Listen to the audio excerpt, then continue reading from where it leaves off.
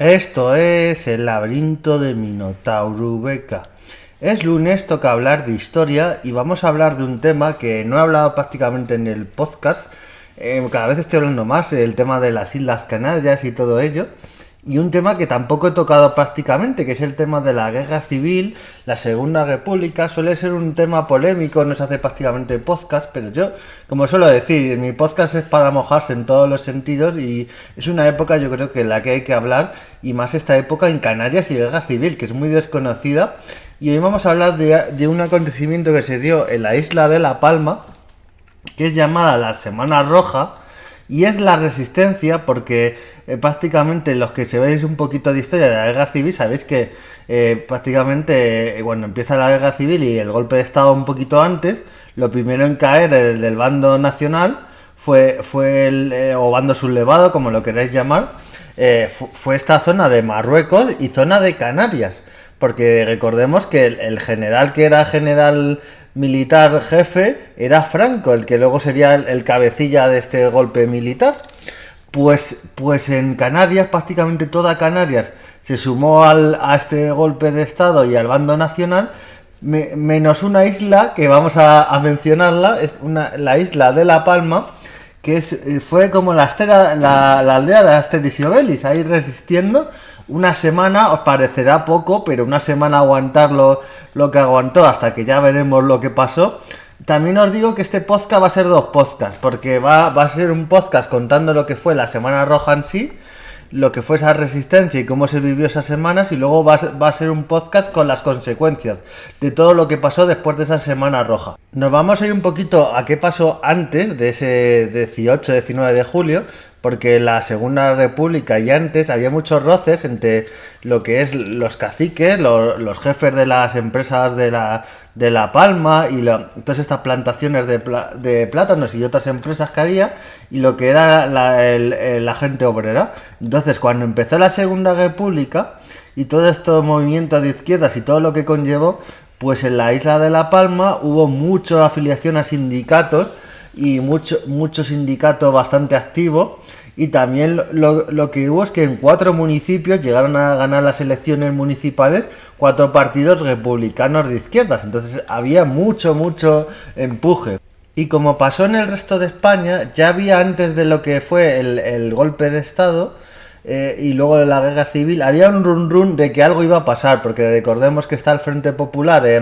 gana las elecciones en febrero del 36, este frente prácticamente de izquierdas, aunque había partidos que no eran tan de izquierdas uno de los otros, era una amalgama de partidos, que así también pasó lo que pasó durante la Segunda República y también durante la Guerra Civil, que no se ponían de acuerdo entre sí. Y por el otro lado, los partidos de derechas, que tampoco estaban muy unidos, que digamos, y luego los militares, que fueron lo que llevaron. Luego, aparte de los militares, estaban gente como los carlistas, Falange, y que veremos que tienen su protagonismo en todo esto. Pero sobre todo los militares fueron lo que empujaron hasta su sublevación contra la Segunda República y la posterior guerra civil. En la isla de La Palma, Baltasar Gómez Navarros, que vamos a ver que es famoso porque fue uno de los era el jefe militar en la isla de La Palma, pues se reunió en el nuevo club, que digamos que era como una especie de club donde iba la gente más adinerada de la isla. Pues se reunió con las clases acomodadas para planificar cómo sería el golpe, con abogados, médicos, comerciantes, partidos agrarios. Todos ellos se ofrecieron voluntarios para, en cuanto fuera el golpe, acudir al cuartel y recibir armas. Esto va a pasar por un lado o por otro. Lo de dar armas a los de tu bando pasó con el frente, con los nacionales llamados, o con los partidos republicanos, que también querían armar digamos a los sindicatos y a todas estas personas, que hubo bastante controversia. Pero ¿cuál fue el problema para que una de las claves que no hubiera este golpe, o que no triunfara este golpe de estado o estos militares en La Palma? Pues que le llegó un telegrama a este militar, a Navarro, a este jefe de los militares, de que, claro, es que todo esto se tenía que avisar de cuándo iba a empezar, pero con muy poco tiempo, porque si se avisaba muy tarde, podía ser tarde, y si se avisaba muy pronto, las autoridades republicanas podían estar sobre aviso y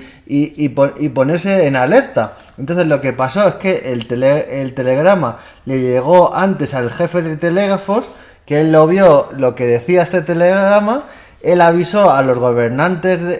republicanos en la isla de La Palma. La Guardia Civil, que es clave en todo esto de que la isla de La Palma no resista esta semana, porque la Guardia Civil se reúne con los gobernantes republicanos y deciden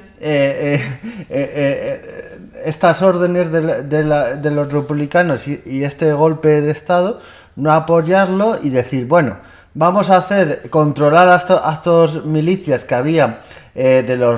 los partidos de izquierdas, estas milicias obreras. Dice, mira, yo te apoyo, yo apoyo que no apoya el golpe, todo ello, más que apoyar, era no estar con los golpistas. Pero a cambio, contrólame y todo esto va a ser algo controlado, porque decía, es que si no, como pasó en otras partes de España, todas estas milicias obreras y todos estos partidos de izquierda se echaron con las armas a la calle y se lió bastante, hubo asesinatos y cosas bastante serias. Entonces, ¿qué pasó? Que el ejército prácticamente se quedó solo, se quedó sin apoyo, no tenía apoyo los del ejército, entonces se tuvieron que quedar acuartelados en su cuartel a espera de recibir apoyo y estaban presionados por estas milicias y por la Guardia Civil y todo, en plan, no saláis de vuestro cuartel, os dejamos ahí para que no intentéis apoyar este golpe de militar, y ahí se quedaron los militares aislados. Decir que estos militares y Baltasar, que estaba al mando de ellos, después, cuando ya se asegure la isla por parte de los militares, de los nacionales, pues va a ser procesado, porque ellos vieron que durante el juicio que él solo iban a dar el golpe de estado si estaba todo seguro a favor. Y como no estaba todo seguro a favor, se quedaron en su cuartel esperando los acontecimientos. Entonces, para que veáis que a los propios nacionales que estuvieran a favor del golpe también se les procesó por no ser lo suficientemente activos. Todo esto que estamos hablando ocurrió en Santa Cruz de la Palma, pero en sitios como Los Llanos y El Paso y otros sitios, rápidamente se conoció este suceso del golpe de estado en otras islas y el intento aquí en La Palma, y se movilizaron las asociaciones obreras y convocaron huelgas hasta el 24 de julio. Duró esta huelga, una huelga general. Claro, ¿para qué esta huelga también? Para que todas estas asociaciones de obreros, de afiliados de partidos de izquierdas y todo, no tuvieran que ir a trabajar y pudieran movilizarse, usar en casos necesarios las armas, todo ello para estar en alerta para parar este golpe en la isla. Y estas milicias estuvieron muy vigiladas por lo que se suele llamar, porque no se suele tener en cuenta que en la República se suele decir que era todo partidos de izquierdas, el Frente Popular, pero había partidos republicanos de izquierdas moderados, lo que se suele decir, y estos partidos republicanos moderados lo que hacían es estar un poco atados a estas milicias y le dijeron a la Guardia Civil, vigilar a estas milicias, tal, fue lo que un poco, y veremos un poco más adelante, ataron en corto para que esto no se fuera a las manos, y como pasó en otros sitios, que hubo fusilamientos, muertos, ejecuciones por parte de los partidos de izquierdas, preveyendo que la derecha pudiera alzarse. Aquí les ataron bastante en corto, en parte porque, como he dicho, la Guardia Civil dijo, vale, yo no apoyo el golpe de estado, apoyo de momento la legalidad republicana, la Guardia Civil en la isla de La Palma,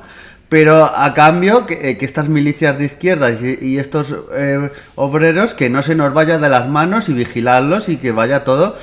a las órdenes que venían de Madrid, a las órdenes también del gobierno republicano en La Palma, y que no empiece a liarse altercados. Estas milicias robaron dinamita, pero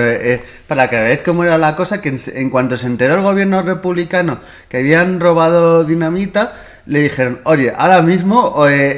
cogéis la dinamita que habéis robado y la dejáis en la sede del gobierno o donde tenga que estar, que no queremos que tengáis dinamita por ahí suelta,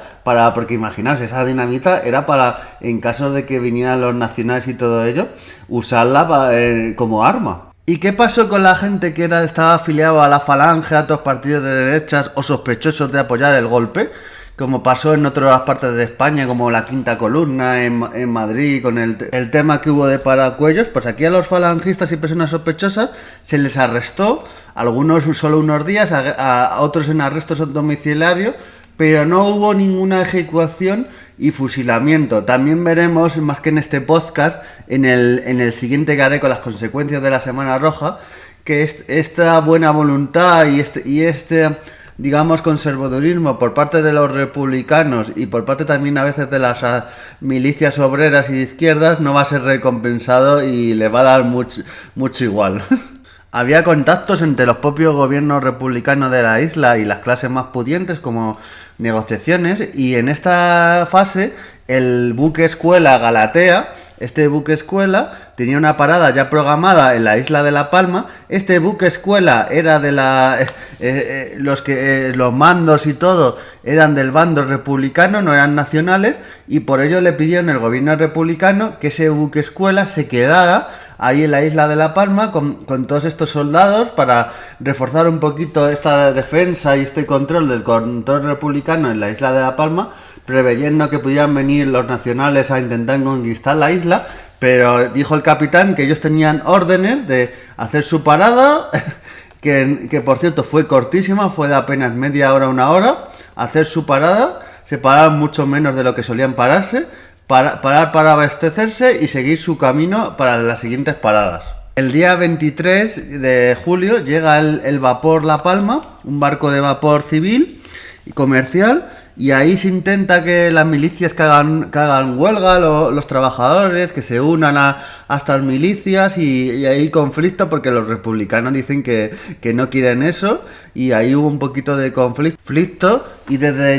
el resto de islas de Canarias había telegramas y correos para que cedieran el mando a los militares, el gobierno republicano. O sea, ya sabía el gobierno republicano de la isla de La Palma que eran los únicos que estaban resistiendo el gobierno de la República en Canarias. Entonces le estaban ya diciendo, oye, o cedéis el mando a los militares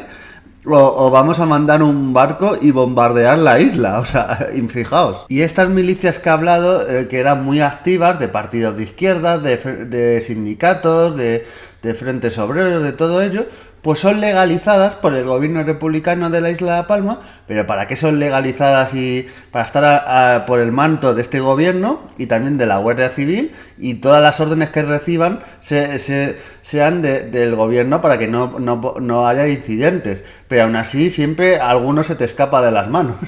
Ya que algunos de las milicias cogieron y se fueron al nuevo club, a este club que había, y secuestraron a José López Martín, que era jefe del partido de derechas en la isla de La Palma. Pues cogieron, lo secuestraron, se lo llevaron a su guarida, lo trataron, digamos que no muy bien, y luego este hombre sobrevivió, no fue asesinado, pero estas órdenes, en cuanto se enteró el gobierno republicano, dijo, ¿qué estáis haciendo? ¿Qué hacéis eso? Pero como pasó en todas partes de España, aunque intentes todo llevarlo para que no haya altercados y todo ello, siempre alguien se te va de las manos. Y ya vamos a llegar al final de esta resistencia, como diría yo, numantina por parte de la isla de La Palma a favor de la República, y porque llega el buque bombardero Canalejas, este buque que habían dicho, oye, si no cedéis el gobierno al ejército, vamos a mandar un buque y bombardear. Pues no era una amenaza, porque lo hicieron. O sea, se suele decir que se amenaza algo cuando no lo haces, pero cuando lo haces es algo que fue una realidad. Se presentó ahí el buque, y aquí es cuando hubo un poco de altercados, pero entre los propios partidos republicanos y de izquierda, digamos los más radicales o obreros y tal, porque el gobierno republicano y estos políticos de la República habían acordado que si llegaba este bombardeo o llegaban los del Frente Nacional, no iban a poner resistencia armada, porque no querían muertos, no querían sangre, ellos